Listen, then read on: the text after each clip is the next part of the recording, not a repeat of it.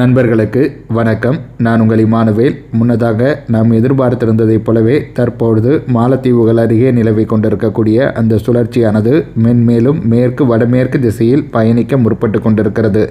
அடுத்து வரக்கூடிய 24 மணி நேரத்தில் அது தென்கிழக்கு அரபிக்கடல் பகுதிகளை நோக்கி நகர முற்படுவதற்கான அனைத்து சாத்தியக்கூறுகளும் அமைப்புகளும் இருக்கிறது. ஆகையால் தான் தமிழக தென் மாவட்டங்களில் ஆங்காங்கே மழையானது பதிவாகி வருகிறது. திருநெல்வேலி ஆட்டோமேட்டிக் வெதர் ஸ்டேஷனில் கிட்டத்தட்ட 3 மில்லிமீட்டர் அளவு மழை பதிவாகி இருப்பதாக நமக்கு தகவல்களும் கிடைக்க வந்திருக்கிறது. இவை போக டெல்டாவினுடைய சில இடங்களிலும் மழையானது பதிவாகி இருக்கிறது. முழுமையான மழை அளவுகள் பட்டியல் காலை 8:30 மணிக்கு பிறகு வெளியாகும். அதன் பின்னர் அந்த தகவல்களை உங்கள் கூட நான் பகிர்ந்து கொள்கிறேன். எப்படி இருந்தாலும் 3ஆம் தேதி முதல் மழையானது தமிழகத்தில் குறைய இருக்கிறது. மீண்டும் பகல் நேர வெப்பநிலையானது பல்வேறு இடங்களிலும் அதிகரிக்கும். சென்னை மாநகர் மற்றும் அதனுடைய புறநகர் பகுதிகளை பொறுத்தவரையில் இனி வரக்கூடிய நாட்களில் பகல் நேர வெப்பநிலை மென்மேலும் கூடுவதற்கான அனைத்து அமைப்புகளும் உள்ளது என்பதை மீண்டும் ஒரு முறை இங்கே நான் உங்கள் கூட பகிர்ந்து கொள்கிறேன். இவைகளெல்லாம் ஒருபுறம் இருக்க, உட்பகுதிகளிலும் பகல் நேர வெப்பநிலை என்பது இனி வரக்கூடிய நாட்களில் அதிகரிக்கலாம். குறிப்பாக 3ஆம் தேதிக்கு பிறகு வரக்கூடிய நாட்களில் அது அதிக சாத்தியக்கூறுகள் என்பது உள்ளது. டெல்டாவிலும் பகல் நேர வெப்பநிலையானது அதிகரிக்கத்தான் செய்யப்போகிறது. இப்போ கடலோர பகுதிகளில், அதாவது வடகடலோர மாவட்டங்களில் இதுதான் பீக் சம்மரான்னு கேட்டிங்கனாக்கா சத்தியமாக கிடையாது. நமக்கான பீக் சம்மருங்கிறது மே மாதம் தான். உட்பகுதிகளில் மே மாதத்தில் கண்டிஷன்ஸ் சேஞ்ச் ஆக தொடங்கும். ஏன்னா உட்பகுதிகளெல்லாம் மார்ச் மாதத்திலேயே பகல் நேர வெப்பநிலை ரொம்ப அதிகமாக வேரியேஷன்லாம் காட்ட ஆரம்பிச்சிடும். உதாரணத்திற்கு ஈரோடு மாவட்டத்தில், திருப்பூர் மாவட்டத்திலலாம் பகல் நேர வெப்பநிலை இப்போ இந்த சுற்றுக்கு பிறகு மீண்டும் அதிகரிக்க தொடங்கிவிடும். அதெல்லாம் மாற்றங்கள்லாம் கிடையாது. திருச்சி மாதிரியான மாவட்டத்திலலாம் நீங்கள் ஏப்ரல் மாதத்தில் எந்த அளவிற்கு பகல் நேர வெப்பநிலை பதிவாகுது அப்படிங்கிறத பார்ப்பீங்க. இந்த ஆண்டு கடந்த ஆண்டுடன் ஒப்பிடுகையில் பகல் நேர வெப்பநிலை சற்று கூடுதலாக இருக்கும் அப்படிங்கிற மாதிரியான ஒரு எதிர்பார்ப்பும் என்கிட்ட இருக்குது. அதே சமயத்தில் இடியுடன் கூடிய வெப்பசலன மழை மாலை மற்றும் இரவு நேரங்களில் குறிப்பிட்டு சொல்லும்படியான அளவு பதிவாகவும் சாத்தியக்கூறுகள் என்பது இருக்கிறது. இப்போ இந்த சுழற்சி நீடித்து கொண்டிருப்பதனால மழை வாய்ப்புகள் இருக்குது. நெக்ஸ்ட் 24 ஹவர்ஸில் கூட சில இடங்களில் தென் மாவட்டங்களில் மழையானது பதிவாகும். அதன் பின்னர் நாளைக்கெலாம் பார்த்திங்கனாக்கா மழையின் சாத்தியக்கூறுகள் என்பது குறையும். ஒரு சில இடங்களில் மழை பதிவாகலாம். பட் லாஸ்ட்டாக ஒரு 2 to 3 டேஸ் இருந்தது இல்லையா, அந்த மாதிரியான கண்டிஷன்ஸ் அமைவது என்பது மிகவும் அரிது. மீண்டும் சுழற்சிகள் இந்த மாதிரிலாம் வந்தால் தான் எதிர்பார்க்க முடியும். ஸோ அதற்கெல்லாம் சாத்தியக்கூறுகள் மிக மிக குறைவு. நடுவில் ஒரு முறை இந்த 10ஆம் தேதி வாக்கில் அல்லது அதற்கு நெருக்கத்தில் இருக்கக்கூடிய சில தினங்களில் சுழற்சிகள் வரலாம். அந்த காலகட்டத்தில் நம்ம வெஸ்டர்ன் டிஸ்டர்பன்ஸும் ஓரளவிற்கு இம்பேக்ட்ஃபுல்லாக வடகோடி மாநிலங்களில் இருக்கிற பட்சத்தில் சில இடங்களில் தென் மாவட்டங்களில் மழையானது பதிவாகலாம். ஏன் டெல்டாவில் கூட சில நாட்கள் மழைக்கான வாய்ப்புகள் என்பது இருக்கும். 1 அல்லது 2 நாட்கள் தான். ஸோ அதை விட அதிகமாக கிடைப்பது என்பது ரொம்ப அரிதான ஒரு விஷயம், அதுவும் மார்ச் மாதத்தில். இந்த சுழற்சிகளினுடைய தாக்கம் எல்லாம் குறைந்த பிறகு வெப்பசலன மழையானது மாலை மற்றும் இரவு நேரங்களில் மேற்கு உள் மாவட்டங்களில், மேற்கு மாவட்டங்களில் பதிவாக தொடங்கும். இது காற்று முறிவுனால் கிடைக்கக்கூடிய மழை. அந்த விண்டு டைரக்ஷனில் சேஞ்சஸ் ஏற்பட தொடங்கும்.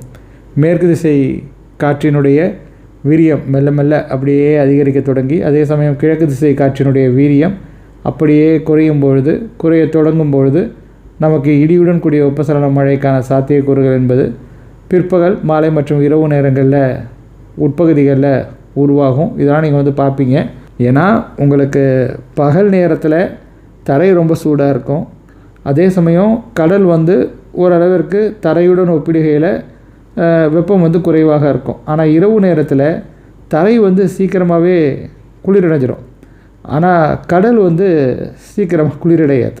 அது வெப்பத்தை மெயின்டைன் பண்ணும். அதனால தான் கடலோர பகுதிகள் பார்த்திங்கனாக்கா இந்த பனிக்காலத்தில் கூட உட்பகுதிகளுடன் ஒப்பிடுகையில் ஓரளவிற்கு அட்வான்டேஜை பெற்றிருக்கும். மலை மேகங்களுடைய நகர்வு வெப்பசலன மழை பதிவாகக்கூடிய காலகட்டத்தில் இரவு நேரத்தில் கொஞ்சமாக பார்த்திங்கனாக்கா கிழக்கு நோக்கி நகரும். அதன் பிறகு மறுபடியும் அதனுடைய டைரக்ஷனில் சேஞ்சஸ் இருக்கும். ஸோ ஒரு திசையில் அது நகராது. அதோடைய நகரும் திசையில் நிறைய மாறுதல்கள் இருக்கும். ஆனால் கடல் பகுதிகளை அது அடைவதற்கான சாத்தியக்கூறுகள் என்பது மிகவும் குறைவு. ஒரு கட்டத்தில் அது கடல் பகுதிகளை அடையக்கூட முற்படும். ரொம்ப அந்த கண்டிஷன்ஸ் எல்லாமே ஃபேவரபுளாக இருக்கும் போது தான் அது கடல் பகுதிகளை நெருங்கும். அது வரையில் அது கடல் பகுதிகளை நெருங்குவதற்கான சாத்தியக்கூறுகள் என்பது குறைவு தான். பட் எப்படி நடக்குதுங்கிறத பார்க்கலாம். ஒவ்வொரு ஆண்டுமே வித்தியாசமாக தான் இருக்குது.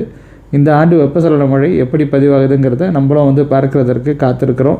பட் வெப்பசலன மழைன்னு ஒன்று நல்லாவே பதிவாகுங்கிறதுல எனக்கு வந்து மாற்றுக்கிறதுகளே கிடையாது.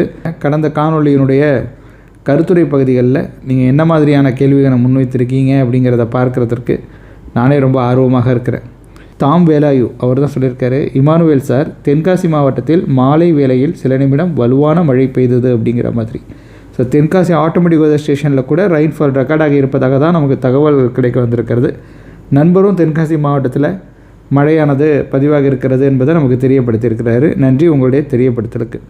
அதுக்கப்புறம் முத்துசாமி, நம்பிக்கையே இல்லை தலைவா, இன்று பகல் கடும் வெயில் தூத்துக்குடி மாவட்டத்தில். உண்மையிலே மிக வருத்தமாக இருக்கிறது. இது ஏன் அப்படி நடக்குது அப்படிங்கிறது என்னால் வந்து சொல்ல முடியலனாக்கா இதுதான் சாதகமான சூழ்நிலை. குறிப்பாக தூத்துக்குடி மாவட்டத்தினுடைய வடக்கு கடலோர பகுதிகளுக்கு. பட் அப்படி இருக்கும்பொழுது கூட ஏன் பெரிய அளவில் மழை பதிவாகலை அப்படிங்கிறது நமக்கு தெரியல. தூத்துக்குடியை பொறுத்த வரைக்கும், தூத்துக்குடி மாநகராட்சியை பொறுத்த வரைக்கும் நான் சொல்லிக்கொள்ளக்கூடிய விஷயம் என்பது, வடகிழக்கு பருவமழைக்கு அடுத்ததாக அது மழை பெறக்கூடிய நாட்கள் என்பது இந்த வெப்பசலன மழை பதிவாகக்கூடிய காலகட்டத்தில் தான். தென்மேற்கு பருவமழை காலகட்டத்தில் பெரிய அளவில் ஹோப்புன்னு வச்சுக்காயிங்க. ரொம்ப அரிதாக ஏதாவது நிகழ்வு நடந்தால் தான் மழைக்கான சாத்தியக்கூறுகள்லாம் கிடைக்கும்.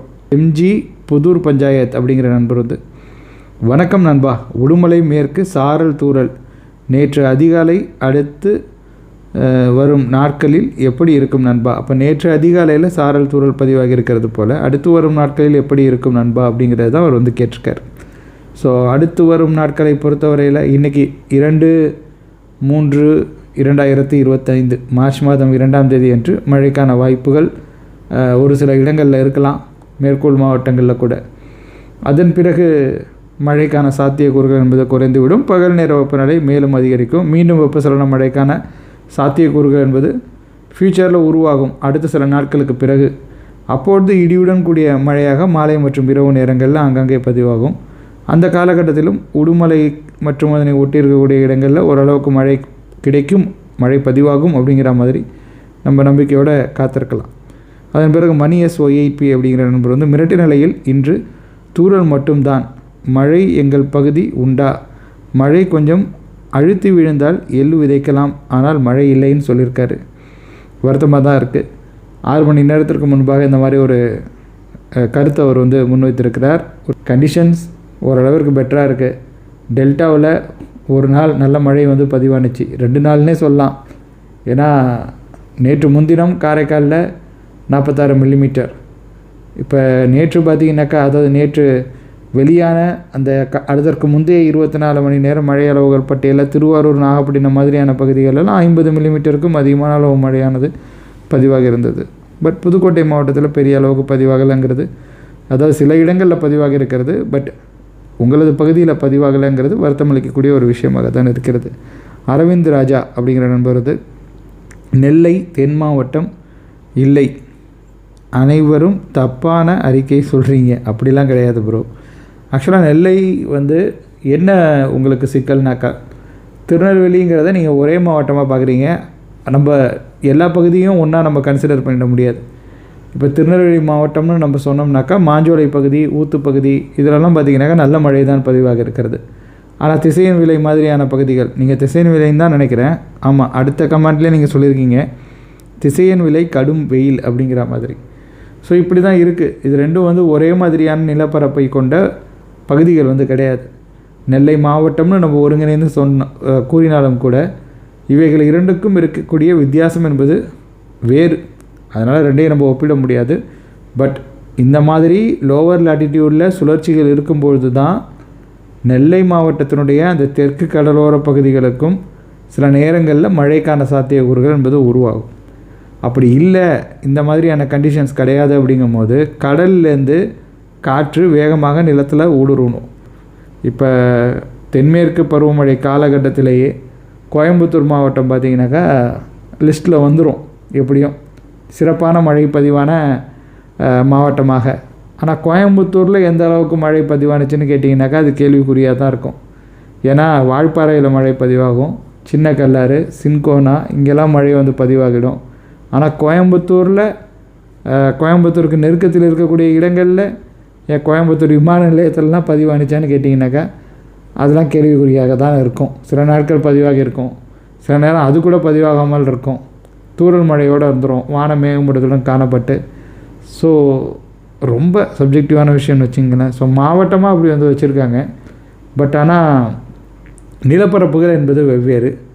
அந்த நிலப்பரப்புக்கு தகுந்தாற் போல் மழை வாய்ப்புகளும் அமைகிறது. மலைப்பாங்கான இடங்களுக்கு கிழக்கே இருக்கக்கூடிய பகுதிகள் இந்த காலகட்டத்தில் பலனடைகிறது. அதனால தான் மாஞ்சோலை, ஊத்து, காக்காட்சி அணையெல்லாம் பலனடையுது. மேபி காலையில் நான் வந்து மழை அளவுகள் பட்டியலை பதிவு பண்ணேன்னா அதுலேயும் மாஞ்சோலை பகுதிகள் இருக்கும் கண்டிப்பாக. அதுக்கப்புறம் என்எஸ் ரமேஷ் அப்படிங்கிற நண்பர் வந்து திருவண்ணாமலை மழை சொல்லுங்கள் சார் அப்படிங்கிற மாதிரி. இல்லை, நம்ம சொல்கிறதுனால ஒன்றும் இல்லை, விண்டு வந்து பெனட்ரேட் ஆகுது. ஸோ ஜவ்வாது ஹில்ஸ்க்கு ஈஸ்ட்டில் இருக்கக்கூடிய இடங்களில் சில இடங்களில் சாரல் தூறல் மழைக்கான வாய்ப்புகள் இருக்கலாம் அப்படிங்கிறது ஒரு வகையான ப்ரெடிக்ஷன்.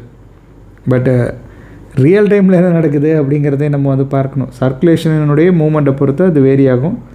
பட் அது கூட பார்த்திங்கனாக்கா நெக்ஸ்ட் 24 ஹவர்ஸ் வரைக்கும் தான். அதுக்கப்புறம் பார்த்திங்கன்னா 3ஆம் தேதியிலேருந்து மழைக்கான சாத்தியக்கூறுகள் குறைவு தான். அதுக்கப்புறம் அருண் டி 2020 அவர் என்ன சொல்லியிருக்காருன்னா 4 சென்டிமீட்டர் கிட்ட 2 டேஸில் பேஞ்சிருக்கும் எங்கள் தென்னந்தோப்புக்கு. இந்த மழை ரொம்ப யூஸ்ஃபுல்லாக இருக்குது சார். எனக்கு எந்த 2 டேஸ் ரெயின் ரொம்ப யூஸ்ஃபுல்லாக இருந்துச்சு சார் அப்படின்னு சொல்லியிருக்காரு. ஸோ அருண் டி இவரும் வந்து புதுக்கோட்டை மாவட்டத்தில் இருக்கக்கூடிய ஒரு நண்பர். இந்த மழை அவருக்கு வந்து யூஸ்ஃபுல்லாக இருந்ததுன்னு சொல்கிறாரு. அதே சமயம் பார்த்திங்கனாக்கா நம்ம மிரட்டு நிலையில் இருக்கக்கூடிய நண்பர் வந்து அவருக்கு இது வந்து ஒரு நல்ல மழையாக இல்லை, ஒரே தூறல் மழையாக இருக்குது, அழுத்தி கொஞ்சம் மழை வந்து பதிவாக இருக்கலாம் அப்படிங்கிற மாதிரி வந்து சொல்லியிருக்காரு. இவர் வந்து அரசர் குளம் அருகில் இருக்கார், அருண் டி 2020. பட் இவருக்கு வந்து ஒரு பெட்டரான ரெயின்ஃபால் வந்து கிடச்சிருக்கு, எனக்கு அது யூஸ்ஃபுல்லாக இருக்குங்கிறத அவர் வந்து ஒப்புக்கொள்கிறாரு. Aranthangi taluk Arasar Kulam east today early morning and afternoon 2 PM போல் நல்ல மழை அப்படிங்கிறத நமக்கு தெரியப்படுத்தியிருக்கிறார். உங்களுடைய தெரியப்படுத்தலுக்கு நன்றி. அதுக்கப்புறம் இலங்கையிலிருந்து நம்முடைய நண்பர் ஒருவர் வந்து கிரிஷாந்தன் அவர் என்ன சொல்லியிருக்காருன்னா அம்பாறை மாவட்டத்தில் மழை நின்று விட்டது அப்படின்னு சொல்லியிருக்காரு. ஓகே, ஸோ அம்பாறையில் மழை நின்று விட்டதுங்கிறத 8 மணி நேரத்திற்கு முன்பாக நமக்கு தெரியப்படுத்தி இருக்கிறார். ஸோ கண்டிஷன்ஸ் இப்போ எப்படி இருக்குது அப்படிங்கிறத நம்ம பார்த்துடலாம் அம்பாறையில். அதன் பிறகு நம்ம டிஸ்கஸ் செய்து கொள்ளலாம்.